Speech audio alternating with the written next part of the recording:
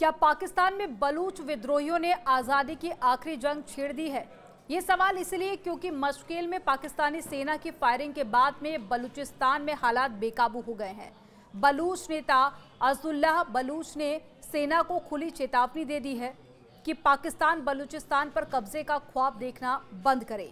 ये सब तब हो रहा है जब बलूच विद्रोहियों के हाथों अब तक 32 पाकिस्तानी सैनिकों को मार गिराया गया है और कई अहम राजमार्गों पर कब्जा कर लिया गया है।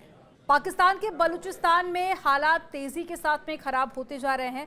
मशकेल में प्रदर्शनकारियों पर पाकिस्तानी सेना की फायरिंग के बाद में पूरे बलूचिस्तान में गुस्सा भड़क उठा है। मस्तोंग में हजारों की संख्या में बलूच नागरिक और नेता इकट्ठा होकर पाकिस्तानी सेना के खिलाफ प्रोटेस्ट कर रहे हैं।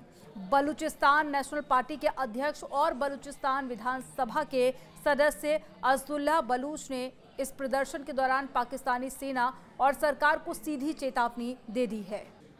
अभी तक 30 से ज्यादा प्रमुख राजमार्गों पर बलूच लड़ाकों ने कब्जा कर लिया है। इतना ही नहीं, तुर्बत शहर और साथ ही क्वेटा में कराची जाने वाले रास्तों पर भी बलूच विद्रोहियों का नियंत्रण हो गया है, कंट्रोल हो गया है। बलूच विद्रोहियों की इस कार्रवाई से पाकिस्तान की सेना में हड़कंप मचा हुआ है। हालात बता रहे हैं कि बलूचिस्तान में घड़ी अब निर्णायक मोड़ पर पहुंच गई है। बलूच नेता अज़दुल्लाह बलूच की सीधी चेतावनी और विद्रोहियों की बढ़ती ताकत ने पाकिस्तान की सेना और सरकार को मुश्किल में डाल दिया है। अब यही वजह है कि पाकिस्तान के सामने लगातार इन विद्रोहियों से निपटने की चुनौती बनी हुई है, जबकि ये साफ साफ दिख रहा है कि बलूचिस्तान की जंग अब नए अंजाम की ओर आगे बढ़ रही है। लेकिन रोजाना बलूच के मां नहीं रोएगी।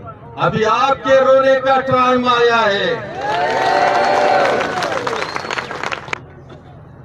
दुनिया में जहां कहीं मजलूम और लाचारों की लड़ाई उस रियासत की ताकत के साथ जब हुई है तो हमेशा फतेह मजलूमों की हुई है। आज बलूचिस्तान उस चाकरी सरजमीन का मालिक जो है उसको अपनी खून दे के हासिल करना चाहता है। अगर आपको रोकना है तो रोक लो।